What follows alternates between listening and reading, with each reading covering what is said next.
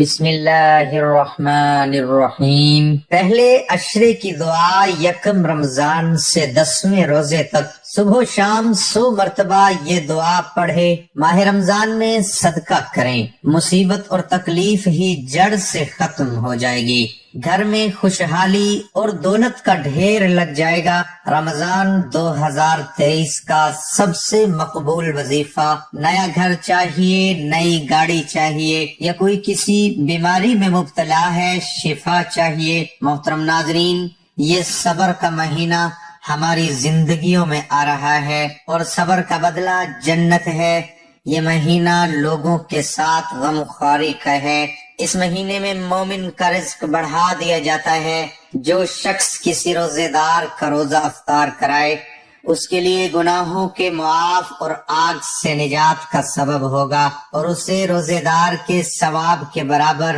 مگر رمضان کے دن قریب آتے ہیں، رحمت الہی کے اشتیاق میں رسول پاک صلی اللہ علیہ وآلہ وسلم کی طرف سے بڑھتی چلی جاتی ہے۔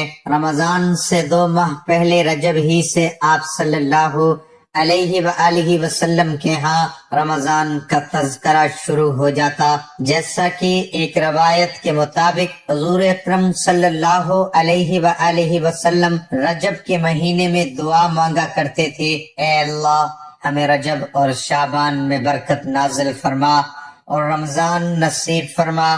جب رسول پاک صلی اللہ علیہ وآلہ وسلم شعبان کے مہینے میں داخل ہوتے، یہ ذوق و شوق مزید بڑھ جاتا اور آپ اس شب و روز گویا رمضان جیسا رنگ اختیار کر لیتے۔ یاد رہے کہ شعبان کا مہینہ گزر گیا ہے، رمضان کا مہینہ شروع ہو گیا ہے، اور جیسے ہی رمضان کا چاند نظر آتا ہے رمضان کا مہینہ شروع ہوگا۔ اس مہینے میں ہمارے پیارے آقا صلی اللہ علیہ وآلہ وسلم نے کون سے کام کرنے کی تاکید فرمائی ہے، ہم آپ کو آج کی ویڈیو میں بتائیں گے، اور ساتھ میں آپ کو یہ بھی بتائیں گے کہ قرآن مجید کی وہ کون سی مبارک آیت ہے آپ نے یہ وظیفہ کرنا ہے جس سے آپ کے گھر کے حالات ٹھیک ہو جائیں گے، آپ کی ہر طرح کی تنگی دور ہو جائے گی۔ اس بارے میں مکمل تفصیل جاننے کے لیے ویڈیو کو آخر تک ضرور دیکھیے گا۔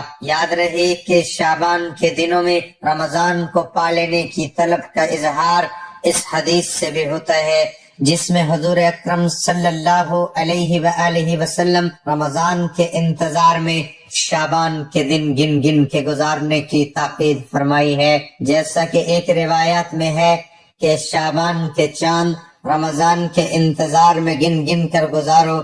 ناظرین، اس حدیث سے مراد ہے کہ رمضان کی آمد کے پیش نظر شعبان کی تاریخوں کا بھی حساب رکھو۔ رمضان کے شروع ہونے سے پہلے ہی اللہ کے پیارے حبیب علیہ وآلہ وسلم صحابہ کو یوں فکر مند فرماتے۔ یاد رہے یہ صرف صحابہ کو فکر مند نہیں فرمایا بلکہ پوری امت کو یہ پیغام دیا ہے کہ رمضان میں کیا اعمال کرنے چاہیے۔ اس بارے میں حضرت سلیمان فارسی سے روایت ہے، نبی کریم صلی اللہ علیہ وآلہ وسلم نے شعبان کی آخری تاریخ واضح فرمایا اور رمضان کی آمد کی خبر دیتے ہوئے آپ صلی اللہ علیہ وآلہ وسلم نے فرمایا، سنو تم پر ایک مہینہ سایہ فگن ہونے والا ہے۔ ماہ رمضان بہت بڑا اور بہت مبارک مہینہ ہے۔ اس مہینے میں ایک رات ایسی ہے جو 1000 مہینوں سے بڑھ کر ہے۔ اللہ تعالیٰ نے اس کے روزے رکھنا فرض فرمایا اور اس کی رات کے قیام کو ثواب ٹھہرایا۔ جو شخص اس مہینے میں کوئی نفلی نیکی بجا لائے گا وہ ایسا ہی ہے جیسے عام دنوں میں فرض کا ثواب ہو، اور جو شخص اس مہینے میں کسی فرض کو ادا کرے گا وہ ایسا ہے جیسے غیر رمضان میں 70 فرائض ادا کرے۔ یہ صبر کا مہینہ ہے اور صبر کا بدلہ جنت ہے۔ یہ مہینہ لوگوں کے ساتھ غمخواری کرنے کا ہے۔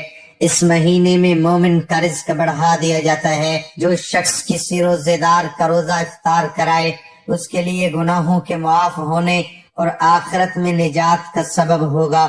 اسے روزے دار کے ثواب کے برابر ثواب ہوگا، مگر روزے دار کے ثواب میں کچھ بھی کمی نہیں ہوگی۔ صحابہ کرام نے عرض کیا، اے اللہ کے رسول صلی اللہ علیہ وآلہ وسلم، ہم میں سے ہر شخص اتنی طاقت نہیں رکھتا کہ روزے دار کو افطار کرائے۔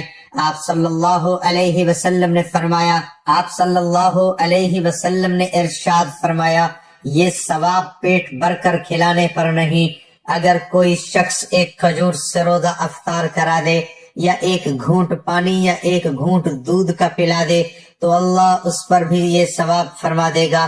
یہ ایسا مہینہ ہے کہ اس کا اول حصہ رحمت ہے، درمیانی حصہ مغفرت اور آخری جہنم کی آگ سے آزادی کا ہے۔ جو شخص اس مہینے میں اپنے غلام اور نوکر کے بوجھ کو ہلکا کر دے، اللہ تعالیٰ اس کی مغفرت فرما دے گا اور آگ سے آزادی عطا فرمائے گا۔ اس مہینے میں 4 چیزوں کی کثرت کیا کرو، جن میں سے 2 چیزیں اللہ کی رضا کے لیے ہیں اور 2 چیزیں ایسی ہیں جن سے تمہیں سارا کام نہیں، 2 چیزیں جن سے تم اپنے رب کو راضی کرو، وہ کلمہ طیبہ اور استغفار کی کثرت ہے، اور دوسری 2 چیزیں یہ ہیں کہ جنت کی طلب کرو اور جہنم کی آگ سے پناہ مانگو۔ جو شخص کسی روزے دار کو افطار کراتے ہوئے پانی پلائے گا، اللہ تعالیٰ میرے حوض سے اس کو ایسا پانی پلائے گا جس کے بعد جنت میں داخل ہونے تک اسے پیاس نہیں لگے گی۔ تو ناظرین، یہ تفصیلی حدیث ہر مسلمان کو اپنے پلے باندھ لینی چاہیے کہ اس حدیث میں اللہ کے رسول صلی اللہ علیہ وآلہ وسلم نے رمضان کے مہینے کے وہ کام والی تفصیل کے ساتھ بتلائے ہیں جن کا رمضان میں اہتمام کرنا چاہیے، اور رمضان میں جو اجر و ثواب بڑھا دیا جاتا ہے اس کا بھی ذکر فرما دیا، تاکہ ہر مسلمان اس مبارک مہینے میں شوق کے ساتھ عبادت کرے۔ یہ انسانی فطرت ہے، جب اسے کسی چیز میں زیادہ نفع نظر آتا ہے تو اس کی رغبت اس جانب بڑھ جاتی ہے۔ تو ناظرین، یاد رہے کہ اللہ تعالیٰ نے یہ مبارک مہینہ ہمیں اس لیے عطا فرمایا ہے کہ 11 مہینے انسان دنیا کے رندوں میں مشغول رہتا ہے، جس کی وجہ سے دلوں میں غفلت پیدا ہو جاتی ہے، روحانیت اور اللہ تعالیٰ کے قرب میں کمی واقع ہو جاتی ہے۔ تو رمضان المبارک میں آدمی اللہ کی عبادت سے اس کمی کو دور کر سکتا ہے، دلوں کی غفلت اور ضنگ کو دور کر سکتا ہے، تاکہ اللہ تعالیٰ کا قرب حاصل کر کے زندگی کا ایک نیا دور شروع ہو جائے۔ آئیے اب آپ کو بتاتے ہیں کون سی آیتیں پڑھنی ہیں۔ کہتے ہیں کہ کسی نے حضرت علی رضی اللہ تعالی عنہ سے شکایت کی کہ اس کے گھر کے حالات خراب ہیں، اس میں تنگی ہے، تو حضرت علی رضی اللہ تعالی عنہ نے اس شخص سے فرمایا کہ ابھی رمضان کا مہینہ شروع ہو گیا ہے تو 100 بار یا حی یا قیوم برحمتک استغیث کو پڑھ لینا ہے۔ جو بندہ ماہ رمضان کے پہلے عشرے میں یہ آیت مبارکہ پڑھ لے، دولت اور اپنے حالات بدلتے ہوئے خود دیکھے گا۔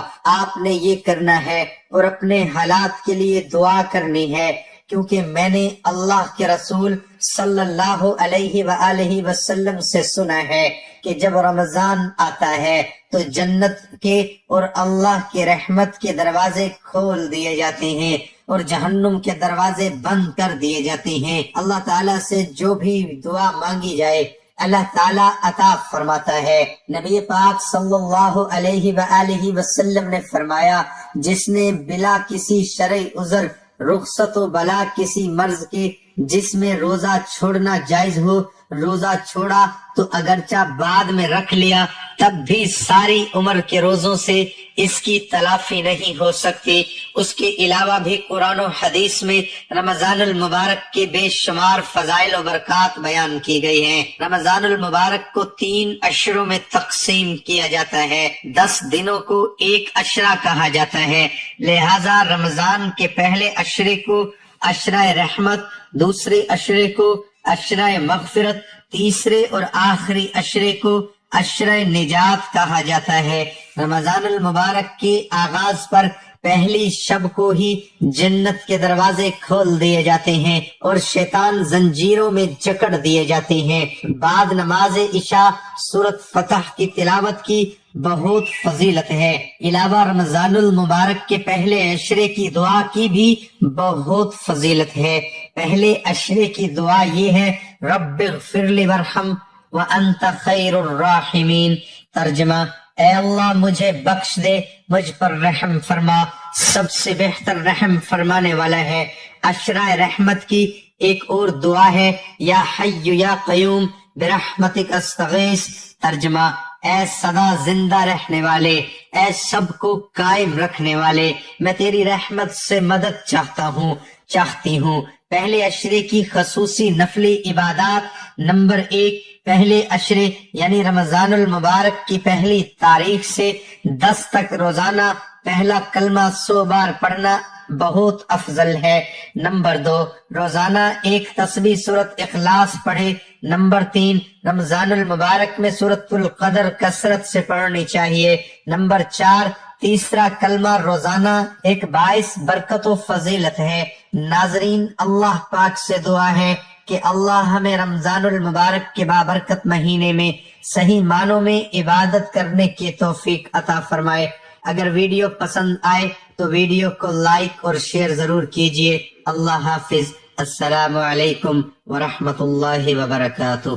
ماہ رمضان میں چلتے پھرتے یہ ایک لفظ پڑھ لو، یہ وظیفہ کر لینے سے آپ کو غیبی مدد مل جائے گی۔ اگر 8 کروڑ مانگو گے تو وہ بھی آپ کو مل جائیں گے۔ محترم ناظرین، ہمیں اللہ کا بہت ہی زیادہ شکر ادا کرنا چاہیے، جس نے پہلے ہمیں رجب کا مہینہ عطا کیا، پھر شعبان کا مہینہ دیا اور اب رمضان کا مہینہ ہمیں دے رہا ہے۔ اگر آپ رجب اور شعبان میں کوئی وظیفہ نہیں کر سکے تو رمضان کے مہینے میں اس عمل کو لازمی کر لیں۔ انشاءاللہ اس عمل کی برکت سے اللہ تعالیٰ آپ کو اتنی دولت سے نواز دے گا کہ آپ کو پتہ بھی نہیں چلے گا کہ کہاں کہاں سے رزق آ رہا ہے اور دولت کدھر سے آ رہی ہے۔ یاد رہے کہ رمضان کا انتظار ہر کسی کو ہوتا ہے اور اس مہینے میں اللہ رب العزت رزق کو بڑھا دیتے ہیں۔ جو بے روزگار ہو اس کو رزق مل جاتا ہے، جو تنگ دست ہو اس کی تنگ دستی دور ہو جاتی ہے۔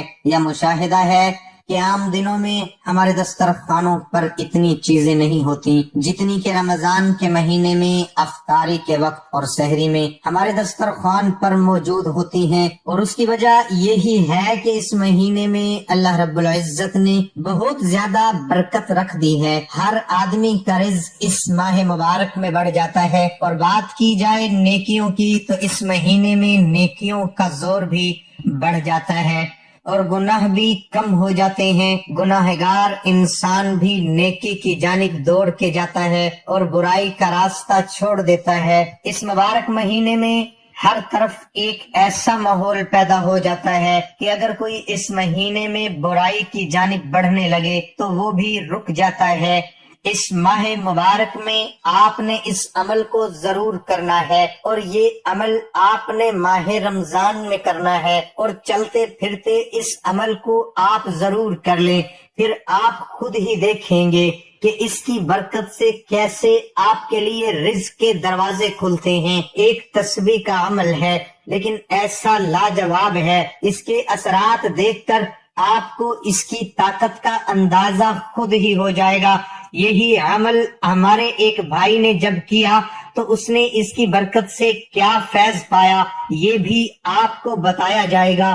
وظیفے کا مکمل طریقہ کیا ہے، اس بارے میں مکمل تفصیل جاننے کے لیے آپ سے التماس ہے کہ ویڈیو کو آخر تک لازمی دیکھیے گا۔ پیارے بھائیوں، رمضان المبارک کی اللہ رب العزت نے بڑی شان رکھی ہے۔ اس مہینے میں اللہ نے قرآن پاک کو نازل فرمایا، اور اسی مہینے میں وہ مبارک رات موجود ہے جس رات میں قرآن پاک اتارا گیا، اور اس رات کو شب قدر یا لیلۃ القدر رکھا، جو رمضان کے آخری عشرے کی طاق راتوں میں سے ایک رات ہے۔ اور رمضان المبارک کی فضیلت کی ایک بڑی وجہ یہ رات بھی ہے۔ اس مہینے میں ہر کسی کی یہ کوشش ہوتی ہے کہ وہ زیادہ سے زیادہ عبادت کرے، ہر کوئی نماز کی پابندی کرتا ہے اور ہر کوئی زیادہ سے زیادہ وقت تلاوت میں گزارتا ہے، لیکن بعض بدبخت ایسے بھی ہوتے ہیں جو اس مہینے کی مبارک گھڑیاں بھی